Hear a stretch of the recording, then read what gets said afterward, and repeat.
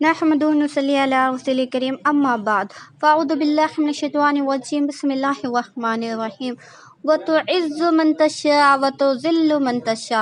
अल्लाह अज़्ज़वजल जिसे चाहे इज़्ज़त दे दे और जिसे चाहे ज़िल्लत दे दे। यकीनन आज हम ऐसी ही एक बदकार औरत का क़िस्सा सुनने वाले हैं जिसको अल्लाह ने ईमान से नवाज दिया। अज़ीज़ सामईन गिरामी, ये हम नहीं कह सकते कि फ़लाँ ने फ़लाँ गुनाह किया तो वो दोज़ख में जाएगा, कि फ़लाँ ने फ़लाँ गुनाह कर रखे हैं तो वो बहुत गुनहगार है या सियाहकार है, क्या ख़ताकार है, वो तो खुदा ही जाने। क्योंकि ये एक बंदे और उसके रब के दरमियान है कि अल्लाह चाहे तो अपने बंदे के तमाम गुनाह एक नेक अमाल के सदक़े बख्श दे। तो ये हमें कोई हक़ नहीं कि हम किसी और को जज करें। अगर हमें जज करना ही है तो हम अपने आप को जज करें। आइए हम ऐसा ही एक वाक़या सुनेंगे। हज़रत शेख कबीर ईसा यमनी रहमतुल्लाह अलैह का एक दिन बदकार औरत पर गुज़र हुआ। आपने फरमाया, हम बाद इशा तेरे पास आएंगे। वो ये सुनकर बहुत खुश हुई और खूब बन सवर कर हज़रत शेख कबीर के इंतज़ार में बैठ गई। जब लोगों ने सुना तो लोगों को बहुत ताज्जुब हुआ। बाद इशा हस्बे वादा आप इसके यहाँ तशरीफ़ ले गए और 2 रकात नमाज इसके मकान में पढ़ी और निकल खड़े हुए।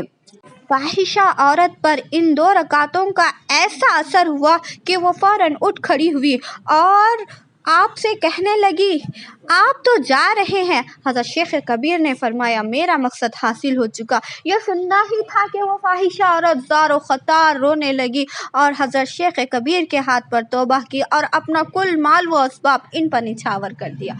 सुभान अल्लाह। थी तो वो एक बदकार औरत, लेकिन अल्हम्दुलिल्लाह एक अल्लाह वाले के सिर्फ़ और सिर्फ 2 रकात नमाज उसके घर में पढ़ने की बरकत से वो क्या है, एक बदकार से ईमान वाली बन गई। ये है अल्लाह के वली। अल्लाह वालों के जहाँ क़दम पड़ जाते हैं वहाँ के तख्ते पलट जाते हैं। आपके क़दमों की बरकत से एक फ़ाहिशा औरत आबिदा बन गई। सुभान अल्लाह। और अज़ीज़ सामईन गिरामी, ये कोई नहीं कह सकता कि 5 वक्ता नमाज़ पढ़ने वाले का ख़ात्मा बिल खैर ही होगा, ईमान पर ही होगा। और ये कोई नहीं कह सकता कि एक बदकार, सियाकार, शराबी इंसान जन्नत में नहीं जाएगा, क्योंकि नहीं जानते हम कि कौन सा अमल खुदा को ज़्यादा पसंद है, किसका अमल अल्लाह के नज़दीक ज़्यादा मकबूल है। ये हमें कोई हक़ नहीं बनता कि हम जज करते बैठे कि इसका, लोग कहते हैं कि वो चुगलखोर है, उसको मत समझाओ, उसके साथ बात मत करो। और लोग कहते हैं कि उसने तो फलां गुनाह कर रखे हैं।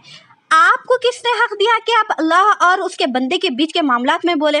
वो खुदा जाने और उसका बंदा जाने। खुदा कभी भी अपने बंदे के दिल को पलट सकता है। ये किसी आम इंसान की बात, बस की बात ही नहीं है कि आप उसका जायज़ा ले। अल्लाह ने आपको जज नहीं बनाया, खुद खुदा फैसला करने वाला है कि कौन जन्नत में जाएगा, कौन दोज़ख में जाएगा। अज़ीज़ सामईन गिरामी, अगर फ़िक्र करनी ही है तो अपने अमाल की करें। ये ना करें कि उसने वो गुनाह कर रखा है, इसने ये गुनाह कर रखा है। कौन कितना काबिल है ये खुदा जानता है, और किसके अंदर कितना ईमान है अल्लाह बेहतर जानता है। आइए हम अपने क़िस्से की तरफ फिर से पलटे। हज़रत ने अपने मुरीद से इसका निकाह करा दिया। सुभान अल्लाह। अगर कोई इस्लाम अब कबूल कर रहा है तो यकीन जानिए उसने पहले जितने भी गुनाह किए थे वो सारे के सारे माफ़ कर दिए गए। अब उसका नामा अमल ऐसा है कि शुरू से अलीबा से स्टार्ट किया गया हो। हज़रत शेख कबीर ने उसका निकाह किससे करा दिया? अपने मुरीद से। और कहा कि वलीमे की दावत के लिए सिर्फ़ और सिर्फ रोटियां ही पकाना। क्या करना? सिर्फ़ और सिर्फ रोटियां ही पकवाना, सालन की ज़रूरत नहीं। उन्होंने हस्बे इरशाद रोटियां पकवाई। फाहिशा औरत का एक आशना बड़ा ही अमीर था। इसको जब ये मालूम हुआ कि फाहिशा ने तौबा कर ली है और हज़रत शेख कबीर ने उसका निकाह अपने मुरीद से करवाया है और आज उसका वलीमा है और वलीमे में सिर्फ़ और सिर्फ रोटियां पकाई गई हैं, सालन नहीं है, तो वो अपनी अमीरी पर फ़ख्र करते हुए चंद बोतलें शराब की भिजवा कर हज़रत शेख कबीर को पैगाम भिजवाया कि मैंने सुना है कि आपने फाहिशा का निकाह अपने मुरीद से करवा दिया और आज उसका वलीमा है और वलीमे में सिर्फ रोटियां ही पकवाई गई है, सालन का इंतज़ाम नहीं है। इसलिए मैंने ये बोतलें भेज रहा हूँ, इनमें जो कुछ मौजूद है इसका सालन बना लेना। वो अपनी امیری کے نشے میں اور تکبر میں اتنا کھو گیا کہ اس نے وقت کے ولی کو شراب کی بوتلیں بھجا دی۔ اس کا مقصد آپ کا مذاق اڑانا اور آپ کو شرمندہ کرنا تھا۔ وہ قاصد بوتلیں لے کر جب پہنچا، یعنی جس کے ہاتھ سے پیغام یا کوئی چیز دے کر بھجائی جاتی ہے اس کو قاصد کہتے ہیں۔ جب وہ قاصد بوتلیں لے کر پہنچا تو آپ نے فرمایا، تو نے تو بہت دیر کر دی۔ پھر ان سے ایک بوتل لی اور اس کو خوب ہلایا اور اسے ایک پیالے میں ڈالا۔ اسی طرح دوسری بوتل کو بھی ہلایا اور پیالے میں ڈالا۔ پھر اس قاصد سے کہا، بیٹھ جا، ولیمہ تو بھی کھا لے۔